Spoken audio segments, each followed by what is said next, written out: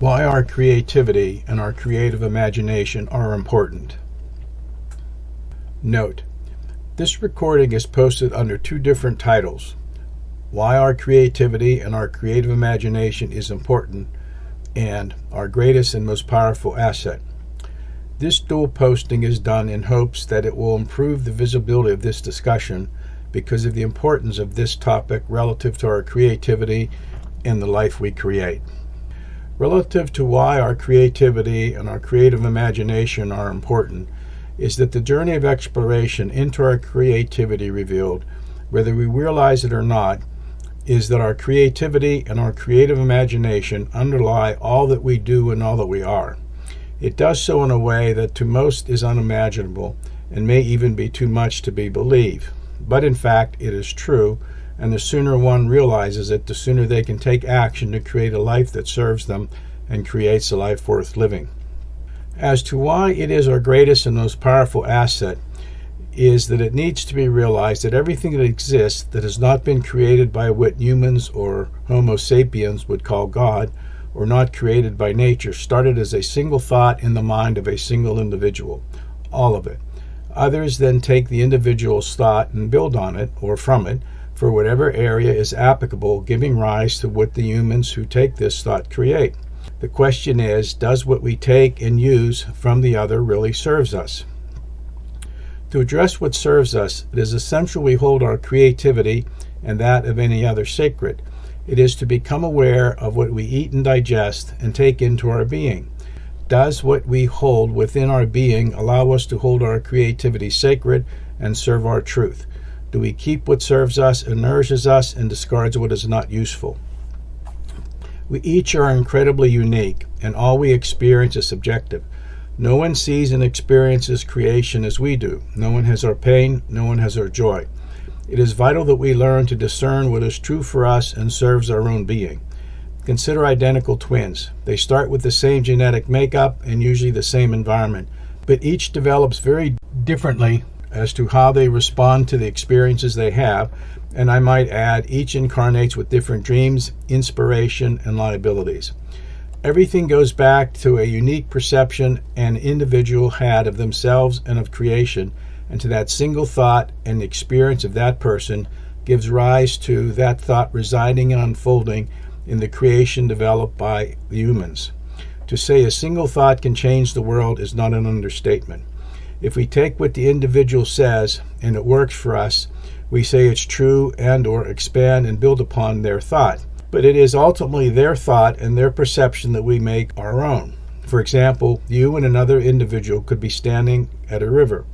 The individual says, "I wonder if we could build a bridge here." And you say, "Interesting idea." Then you both contemplate it, and with some passion and energy behind that thought, a bridge gets built.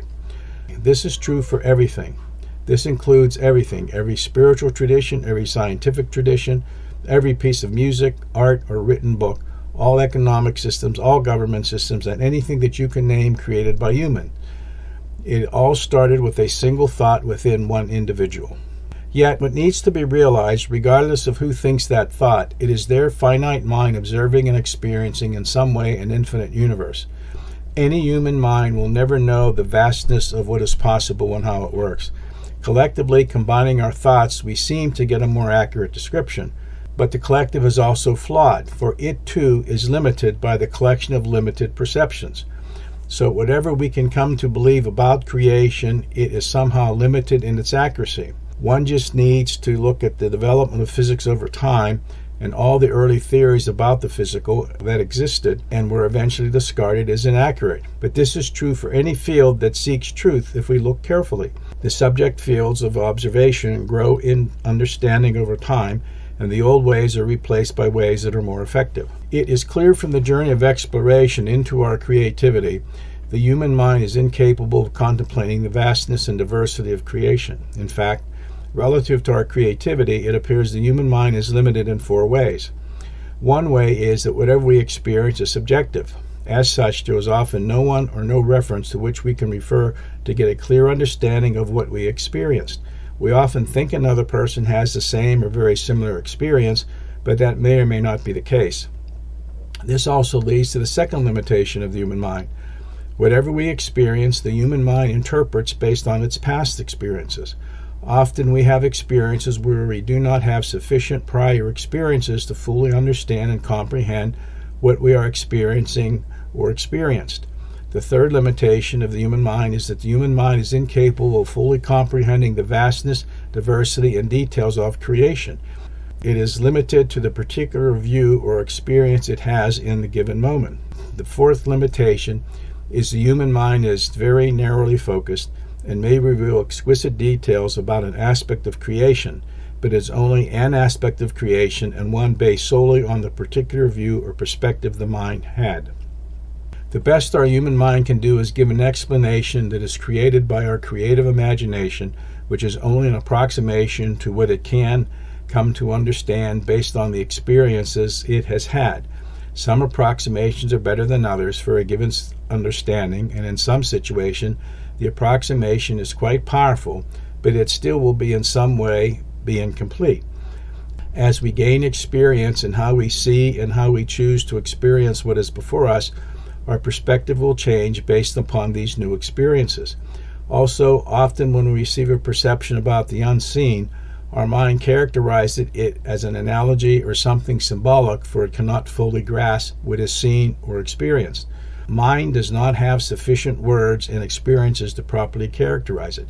This is also true for any truly creative endeavor, one that has not previously been seen or experienced, since our mind has not been there to know what to expect. What this boils down to is, as a human being, each of us are creating our own personal experience of reality. The process starts with an experience we have that originates in sensing an energy at some level of our being. If we are aware of what we are experiencing, it has a feeling. We then respond and react to what we feel based upon any reflex action, as in response to pain or any thought that may arise.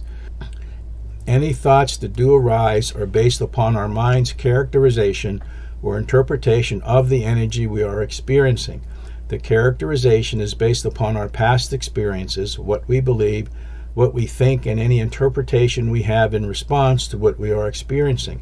No matter how accurate we think we have characterized what we experience, in some way it is inaccurate. This also applies to what we experience as intuition, inner knowing, or something channeled or divine inspiration. This is why sometimes we get an intuitive insight, and when we act on it, it does not seem to be correct, but normally a clarification or further insight is provided. Whether we are aware of it or not, we experience reality as it is in the moment we are experiencing it. What we perceive in that moment and how we choose to respond in that moment is our choice. How we choose to respond in that moment may or may not change the reality we experience. Maybe the change in reality may not be immediate, but it can change. Here again, we need to remember a single thought and how we act on that thought can change the world we experience. Everything created by a human that changed how we live in the world started as a single, subjective, unique person's perception. A single thought can change the world. Is this too much to believe, or is it true? Two questions then arise. The first is, do we know what is true for us and serves who and what we think we are? That is, are we experiencing that present moment in a way that we are satisfied with life and are energized by life itself? How we are feeling does have a bearing on how we choose. The second question is, do we possess beliefs that empower us to create a life worth living, that enable us to access what we sense and feel, to access the depth and breadth of the creative power and creative ability available to us in that moment? Or do we somehow disempower ourselves and perceive ourselves as not up to the task which is being presented to us? The recommendation here is to hold your creativity and that of any other sacred as discussed in the creativity perspective. Do your own experiments to find out how much creative power and creative ability you have. Probably the biggest aspect of holding our creativity sacred is to have the possibility of exploring options where we are previously unable to explore options and choices. There is the need to continually seek to look past the mind's understanding, to look for where its understanding is incorrect. When I first accessed the understanding I received about our creative spirit and the perceived depth and breadth of the creative power and creative ability available to us, I continually looked to see where it was wrong, incorrect, inaccurate, or what is missing in what I understood. In general, my interpretation was not bad, but it was clear over time it was incomplete. Quite simply, I did not have all the necessary life experiences and minimum set of experiences to properly characterize all that I did receive. In many ways, I am thankful for what I posted on the web 25 years ago did not become popular. If it was popular, I would have been consumed in teaching and sharing it with others and addressing their questions rather than looking for the inaccuracies and refining the understanding. It's not that what would have been given or shared was wrong, rather it was not as complete as it could be. My hope is in some way you can benefit from what has been experienced and provided to you. You can do your own experiments and contemplate if what is provided here resonates with you and gives you something beneficial, realizing it is inaccurate in some way.